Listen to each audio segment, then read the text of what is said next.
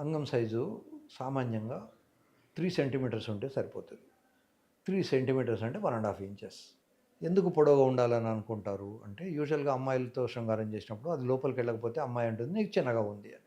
చాలామంది పేషెంట్ల నా దగ్గరకు వస్తారు. సార్ మా ఆవిడ అంటుంది, లేదా పక్కింటి ఆవిడ అంటుంది, నీ అంగం చిన్నగా ఉంది అని, లేదా మా ఫ్రెండ్ అన్నాడు చిన్నగా ఉంది. అసలు ఫ్రెండ్‌కి ఎలా తెలుస్తుంది?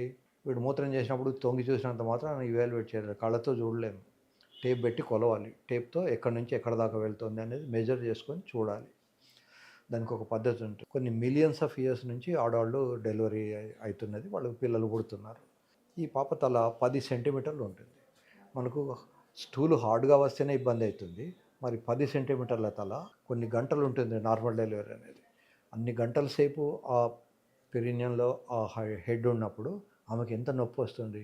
అందరూ ఆ నొప్పికి చచ్చిపోతారు. ఇంకా భగవంతుడు లోపల ఏరియాలో వాళ్ళకు పెద్దగా సెన్సేషన్ పెట్టలేదు. బయట ఏరియా మాత్రం ఎంజాయ్ చేయడానికి పెట్టాడు. ఒక్కొక్క ఏరియాలో ఒక్కొక్క లెంత్ ఉంటుంది. ఫర్ ఎగ్జాంపుల్ మన తెలుగు రాష్ట్రాలలో అందరికీ 8, 9 సెంటీమీటర్లు ఉంటుంది.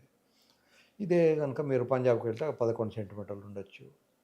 అదే మీరు ఆహ్, ఆస్ట్రేలియాకి వెళ్తే అక్కడ 15 సెంటీమీటర్లు కూడా ఉండొచ్చు. 13 సెంటీమీటర్లు ఉండొచ్చు. సో, మన తాత ఎలా ఉన్నాడో మనం అలా వస్తాం. మన తండ్రి ఎలా ఉన్నాడో మనం అలా వస్తాం. మనం ఎలా ఉన్నామో మన కొడుకులు అలా వస్తారు. గుమ్మడికాయల చెట్టుకు గుమ్మడికాయలే వస్తాయి.